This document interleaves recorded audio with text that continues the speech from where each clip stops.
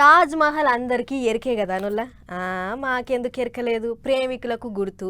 వందల ఏండ్ల కింద కట్టినా కూడా ఇప్పటికీ చెక్కు చెదరలేదు. పాలరాయితోని మా సుందరంగా ఉంటుంది అని గిట్లా చెప్తుండొచ్చు. కానీ ఆ తాజ్ మహల్ కట్టడంలా మన తెలంగాణ రాయి కూడా వాడిర్రాట. మరి ఈ ముచ్చట ఇప్పుడు ఎందుకు చెప్తున్నానంటారా? వార్రేవా 100 ఏళ్ల తర్వాత కానీ మన తెలంగాణ సంపద పతారేందో ఎరికైంది. ఎన్నడో కట్టిన తాజ్ మహల్ ముచ్చట్ల ఇప్పుడు మన జోలి బయటపడ్డది.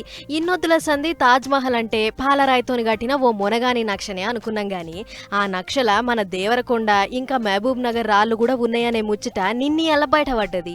కాలిఫోర్నియాలో ఉన్న geological library and research centre కెంచి రిటైర్ అయిన డెల్లాము, రీసెర్చ్ చేసే రోజర్స్ ఇంకా డైరెక్టర్ వెల్నాడ్ అనే టోళ్ళు గీ 5 ఏళ్లు తిప్పలు గీ ముచ్చట బయట పెట్టిర్రు.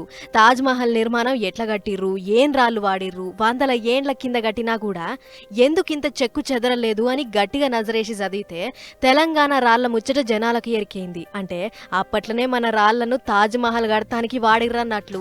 దానికోసం బయటి దేశాలకేంచి వజ్రాలు, వైడూర్యాలు, రత్నాలు, ముత్యాలు, స్ఫటికాలు, పచ్చలు ఎట్లయితే తెచ్చిర్రో మన తాను నుంచి కూడా రాళ్ళు గట్ల కొంచెం వైర్రన్నట్లు.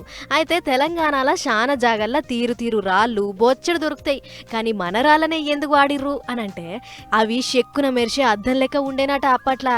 అంతేకాదు గా రాళ్లను నగల మీద రంగురాళ్ల లెక్క కూడా వాడేటోళ్ళట.